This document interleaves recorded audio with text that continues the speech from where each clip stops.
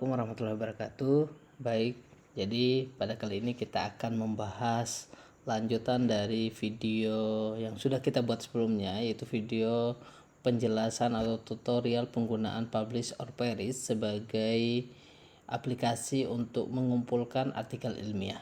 Nah, pada kali ini kita akan mencoba menganalisis video yang sudah kita artikel yang sudah kita kumpulkan tadi, kita analisis untuk mendapatkan gambar jejaring hubungan atau gap penelitian terkait dengan apa yang kita cari sebelumnya. Nah, jadi yang pertama kali kita akan buka aplikasi Fast Viewer namanya. Jadi teman-teman yang belum download, jadi bisa download di website Fast Viewer-nya. Jadi nanti akan berupa file zip yang akan muncul, kemudian kalian ekstrak dan akan berisi terkait dengan aplikasi dan buku manualnya. Nah, ini kita klik Fast Viewer. Jadi ini yang akan kita gunakan sebagai alat untuk menganalisis artikel yang sudah kita kumpulkan melalui Publish or Perish. Nah, jadi sebelumnya saya tunjukkan hasil yang sudah kita simpan. Jadi ini filenya berupa coba KPM namanya. Jadi saya simpan nama filenya coba KPM, dan data inilah yang akan kita gunakan untuk analisis. Dan ini yang saya gunakan 1000 artikel ilmiah. Nah, coba kita lihat Publish or Perish-nya. Nah, ini tampilan Publish or Perish-nya. Jadi Publish or Perish ini tampilan Fast Viewer. Jadi kita akan analisis artikel yang sudah kita kumpulkan. Yang pertama kita lakukan adalah dengan mengklik create ini, kemudian nanti akan terbuka halaman seperti ini. Kemudian kita klik create a map based on text data. Kemudian kita next. Kemudian kita pilih file yang kita simpan tadi melalui reference manager file. Jadi kita klik yang ini, kemudian kita next, kemudian kita pilih file kita disimpan di mana. Ini tadi saya simpan di file ini.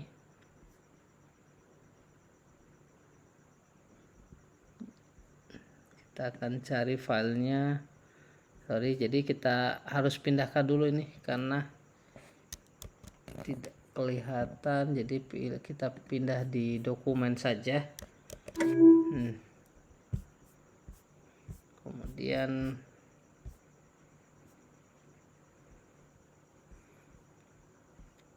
kita pilih di dokumen, kemudian kita pilih filenya tadi.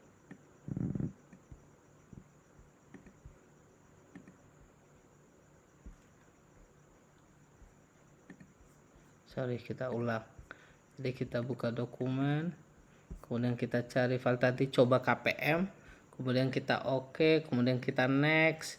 Nah, ini kita mau pilih yang mana. Jadi kata kuncinya nanti kita pilih judulnya saja atau abstraknya, atau pilih dua-duanya boleh. Jadi kita pilih dua-duanya, judul dan abstraknya. Jadi kemudian kita next. Jadi jangan finish dulu, kita next kan. Kemudian lagi ekstrak file. Jadi kata kuncinya nanti akan disaring di sini. Kita pakai binary counting. Kemudian kita next. Kemudian ini ada 55 kata kunci yang akan muncul. Jadi ini 55 kata kunci ini bisa kita atur sebenarnya dengan mengatur akurasi yang muncul. Jadi akurasi yang muncul ini 10, bisa kita tambah atau kita kurangi. Jadi semakin banyak yang kita tambah, maka kata kuncinya akan semakin menurun. Jadi kita bisa nambah atau kurang. Jadi kita kurangi saja jadi 5. Jadi yang muncul nanti 129 kata. Kemudian kita next. Nah, dari 129 kata ini yang tersaring adalah hanya 77 kata. Jadi 77 kata kunci ini bisa kita tambah juga. Kalau mau tetapin 129 Boleh, silakan. Jadi kita tinggal klik atau kita menulis 129, silakan. Ini kita oke. Jadi artinya dari kata kunci yang dipilih sebelumnya dengan akurasinya 5, 129 kata kunci yang muncul berarti 100% kita menggunakannya. Jadi kemudian kita next kan. Nah, inilah kata kunci yang muncul terkait dengan artikel yang kita kumpulkan tadi terkait dengan kemampuan pemecahan masalah.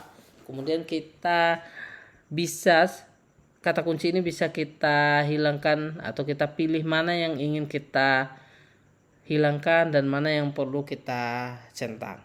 Jadi tidak semua yang muncul di sini kita gunakan. Jadi bisa dihilangkan centangnya, kemudian misalnya tidak sesuai dengan apa yang ingin kita lakukan, silakan dihilangkan centangnya. Kalau udah selesai tinggal di finish, klik finish.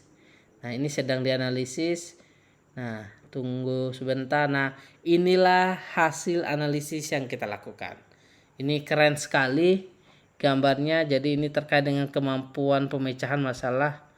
Jadi ini adalah network visualisasinya yang menggambarkan bagaimana jejaring atau visualisasi dari variabel kemampuan pemecahan masalah yang kita cari tadi. Jadi ini sangat keren sekali. Dengan kata kunci utamanya adalah kemampuan pemecahan masalah, kemudian jejaringnya di perbedaan kemampuan, mendeskripsikan kemampuan, kemudian ada kelas 8, di sana ada soal, kemudian ada indikator penilaian tindakan kelas, pengaruh mode pembelajaran. Jadi saling berhubungan antara variabel satu dengan yang lainnya. Nah, selain kita melihat jejaring atau network visualisasinya, kita bisa melihat overlay visualization. Overlay visualization ini adalah terkait dengan rentetan tahunnya. Mana kata kunci dominan pada tahun 2020, 2001, 2022 sampai 2024. Jadi bisa kita lihat di sini. Nah, selain itu, kita juga bisa melihat density-nya. Density visualization. Jadi density visualization ini adalah kepadatan atau yang mana yang gelap dan mana yang terang. Kata kunci yang mana yang terang, kata kunci mana yang gelap. Jadi bisa kita lihat dari sini. Jadi kalau kita lihat mana kata kunci yang terang adalah kemampuan pemecahan masalah, yang gelap adalah terkait dengan misalnya terkait dengan SMK dan lain-lainnya, ini gelap. Nah, selain itu kita bisa melihat atau merubah variasi dari ukuran ini atau dari frame, dari pakai frame atau pakai yang lain bisa. Kemudian besar kecilnya bisa kita pilih juga. Jadi ini sangat menarik sebagai penyajian data untuk meta analisis. Jadi sangat rekomendasi untuk menggunakan ini kalau mencari atau menganalisis data kualitatif pengumpulan artikel ilmiah, kemudian dianalisis menggunakan fast viewer. Nah, di sini juga terlihat bagaimana itemnya 129, klasternya ada 8, linknya ada 2437, total linknya ada 5922 yang paling bawah.